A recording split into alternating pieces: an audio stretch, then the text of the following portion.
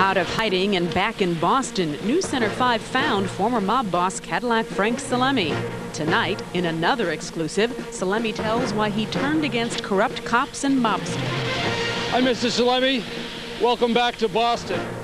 Tonight, in another exclusive, Salemi tells why he turned against corrupt cops and mobsters. Janet Reno wanted to know what I wanted for this. And good evening, everyone. Salemi says he wants nothing to do with his old life as a mob kingpin. And now the confessed killer is talking only on 5 about why he came back and what he intends to do.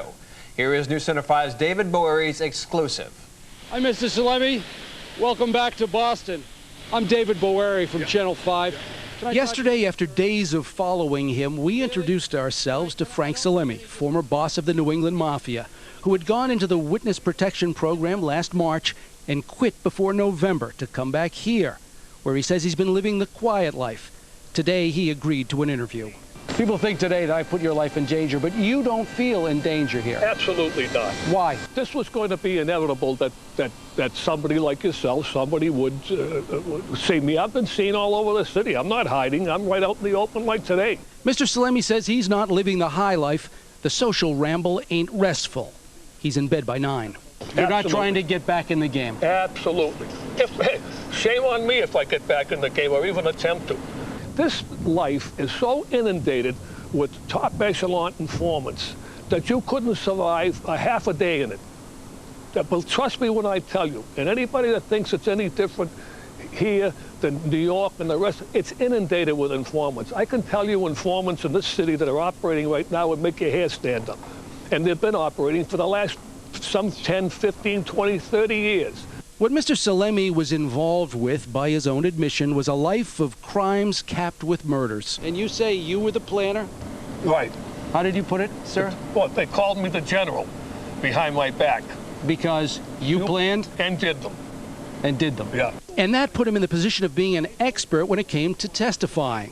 And in some of the most crucial testimony in the history of crime, Mr. Salemi says he agreed to break the code of silence upon the personal request of U.S. Attorney General Janet Reno to testify against John Connolly days before the statute of limitations was about to run out on Connolly's crimes. The one predicate act that got him indicted was the predicate act of him tipping me off to the indictment. Okay. And if I didn't do it, John Connolly would be on the street today.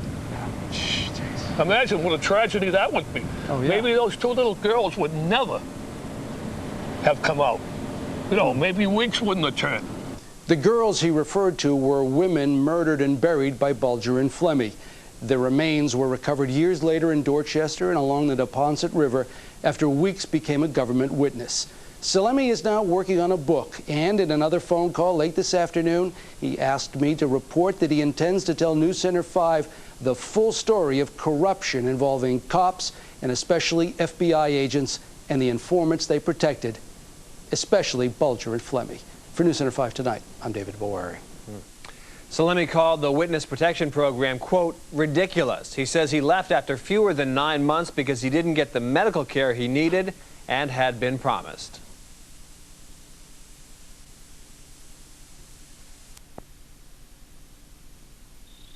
Targeted Boston's most wanted men, Stephen the Rifleman Flemmi, Frank Salemi, and James Whitey Bulger. The plan was we would target Stevie.